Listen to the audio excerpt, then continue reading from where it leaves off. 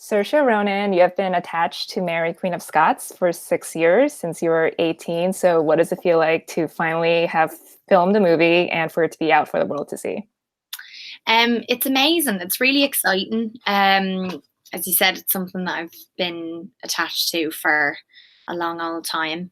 And yeah, I think just finally seeing it all put together and see everyone come out so well in it, like all the cast are so great and we've all become really close. So it's just been a wonderful thing to share it with them as well, just because we had such a lovely experience. Yeah, it's nice. How had the project evolved in those 5 years from when you first signed on to when you filmed it last year? Well, so it was a concept when I came on at first, and I think they might have had a draft at the time, but it was kind of subject to change. So, um, they the great thing about it taking quite a while to come together is that if anything, I was just sort of growing into the role even more. But I think when I was 18, they were sort of essentially looking at Mary around that time. She was still in France. She had gotten married at 16. And then when she was 19, her first husband, the King of France, and her mother back in Scotland died. So there was an awful lot that happened at that point in her life. And then as I got older, you could make it more about her marriage prospects and how she used that as a way to sort of gain power, and how just sort of how she came into her womanhood really, and that's quite a big part of it as well, and that's something that we could only do at the age that I was at now. So the script was always sort of changing and transforming as I got older, and then just when different people came on board, they had their own take on it. So I watched so many drafts come to working title, and they were all like crazy different. So yeah, it just took time really. Mhm. Um, the film is a great rumination on, women in power and the challenges they face to this day still, and including, to put it simplistically, men are trash, as the film portrays. Yeah. And, Mary and Elizabeth had these men around them just conniving and scheming for the men's benefit. So did you and Josie and Margo talk about, what Mary and Elizabeth could have maybe accomplished together had they had a chance to meet and sit down and just talk it out?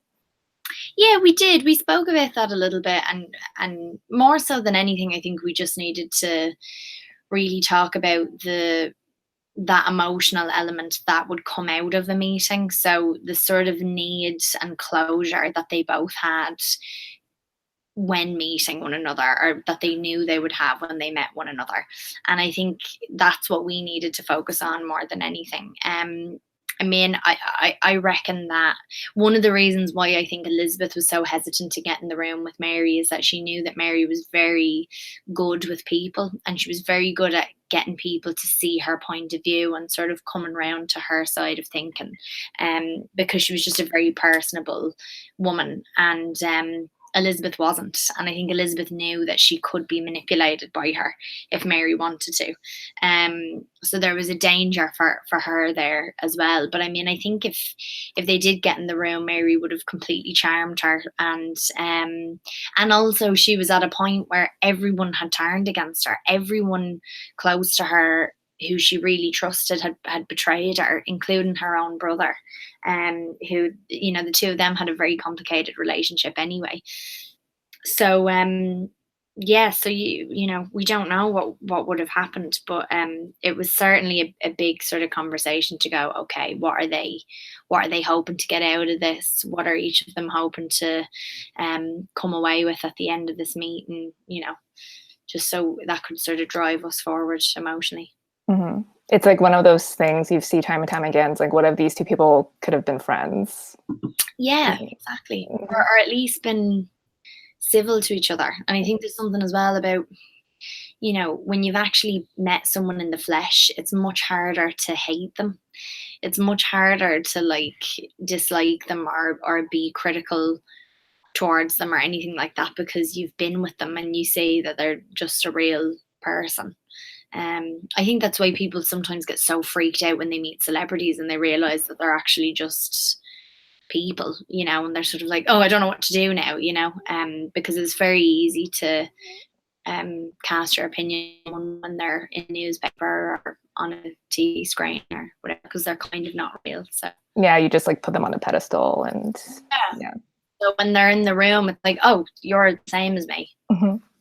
Well, I know one of your goals was to relitigate Mary's legacy because history has kind of slut-shamed her and positioned her as incompetent. So in your research, what do you think was the biggest misconception about her?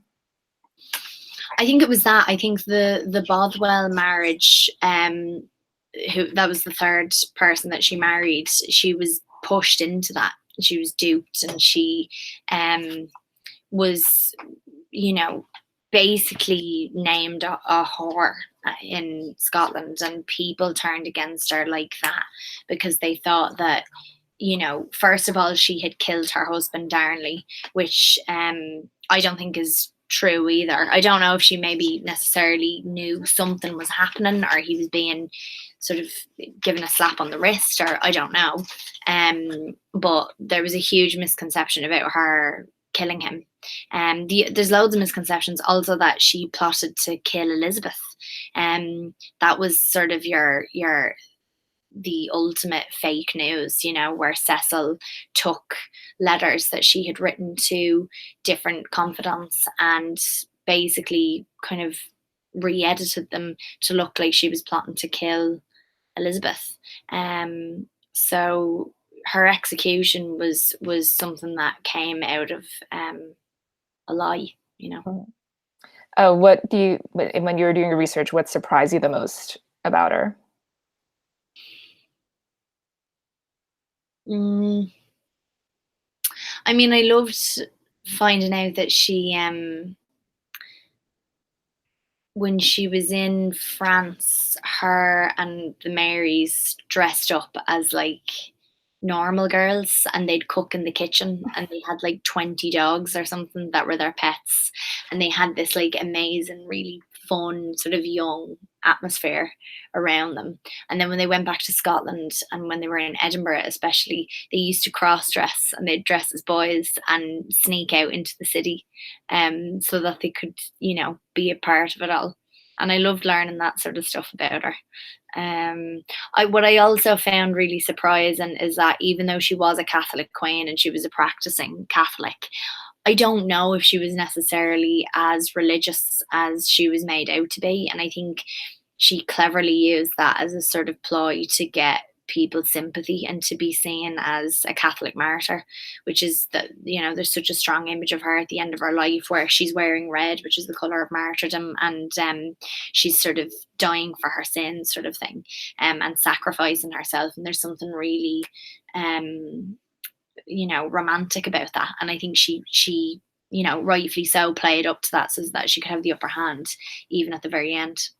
Yeah, she's definitely very clever, and you could see like the wheels turning in the movie with what she's thinking and plotting herself. So one thing I loved about your performance is how you communicated her thoughts with just very subtle body language when Mary wasn't saying what she wanted to say, just some like, you know, glares, or like you just sit back in your seat. So how did you go about developing that kind of physicality to your performance?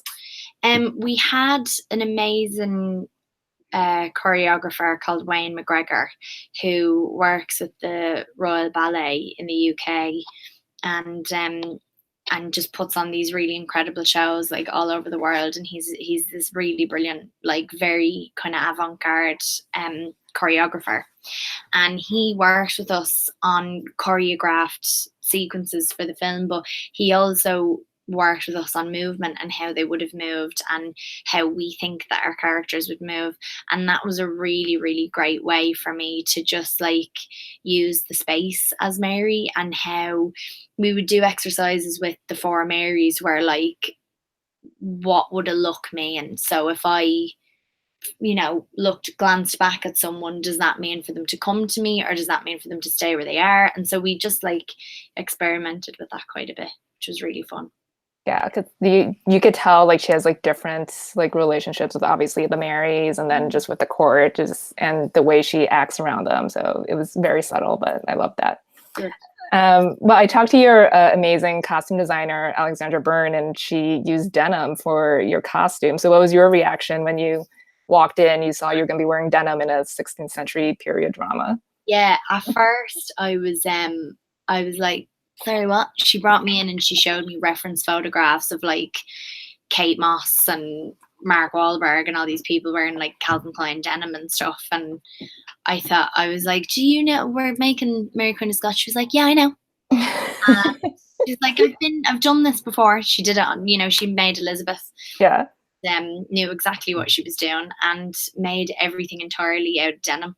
And my outfits in particular really had like a story and a narrative to them.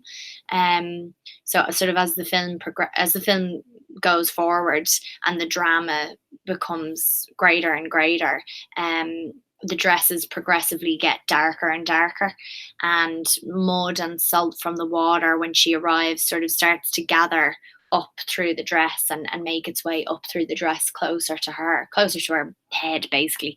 And it was just a really, really clever thing to do. So Alex was, in my eyes, she's a genius. I love her. Yeah, she said it was cheap, and then she also said the guys were very happy because they thought they were going to be wearing tights, and then they saw they were going to be wearing jeans. Yeah. I know you and Margo went to great lengths to not cross paths until your final scene, your one and only scene together at the end. So, but did you have any close calls on set when everyone was trying to keep you guys apart? Yeah, we did. Yeah, she did her section first for the first like 3.5 weeks, and they were shooting in a cathedral, and I was coming in for like one tiny scene that I had to do before we properly started all of our stuff. And she was walking down the corridor as I was going into the cathedral, and we were both like, huh! And I just sort of like blocked my eyes, and I was like, don't look. And she sort of ran past me. But yeah, they were really good. Like all the ideas kept us apart, and everyone was kind of into it. So yeah, it was great. You needed that moment on film when you meet. Well, was there any discussion of not including that scene since we know they never met in real life? Or do you all think it was necessary to take this poetic license to have that cathartic climax? Before, like, the film went through so many changes before everyone was on board. So there was a time where like Elizabeth wasn't even in the film, and then she came into it. And so I kind of watched it go through all these different stages. But I think once she was in it, we needed that moment where, just for the audience, I think you needed that moment where they have some closure, or at least have the two of them together in one room. So mm-hmm. Everyone compares it to Heat, but I'm like, it's like Sleepless in Seattle. Like they finally meet at the end. Just like that. Yeah. Well, you and Margo filmed this, and then you guys went on the award circuit together last year of Ladybird and I, Tonya. So what was that like? Because I feel like you guys spent more time together at those shows than you did on set, right? We did. We had that one scene together, and then she was gone, and she went off and did press for I, Tonya. And as I was shooting Mary, Ladybird started to do well, and so I went off and started promoting that. And when you're doing that stuff, you don't know if you're gonna like get to the end and get to the final big show. So it was always a very special thing whenever we'd see each other, or we'd get nominated for stuff or whatever, because we were just sharing it. Mm-hmm. And the whole group that year was amazing. It was such a nice group of people. So yeah, and we've spent loads of time together for press for this as well. So we've spent more time together offset than we have on. You guys need to do another movie together. We do. You have more than one scene. Like, maybe like 5 scenes instead of 1. Well, speaking of reuniting with co-stars and directors, you've reunited with Timothée Chalamet and Greta Gerwig on Little Women recently. So what was that experience like? It was great, yeah. It's lovely working with the same people again, because you just know how they work and you've got a really good rapport with them. And it was nice doing this with the two of them because it was big. It was such a big film to take on. And Timmy and I had loads of scenes together this time, as opposed to just like one awkward scene on a bed. He's a little nicer to you in this go around. Yes. yeah, if anything, I break his heart. So yeah, so we had loads of fun. Everyone was really great, really good group of people. So. Mm-hmm. And you just recently signed on to a new film with Kate Winslet. Is there anything you can share about that? Yeah, it's called Ammonite, and it's being directed by Frances Lee, who did God's Own Country.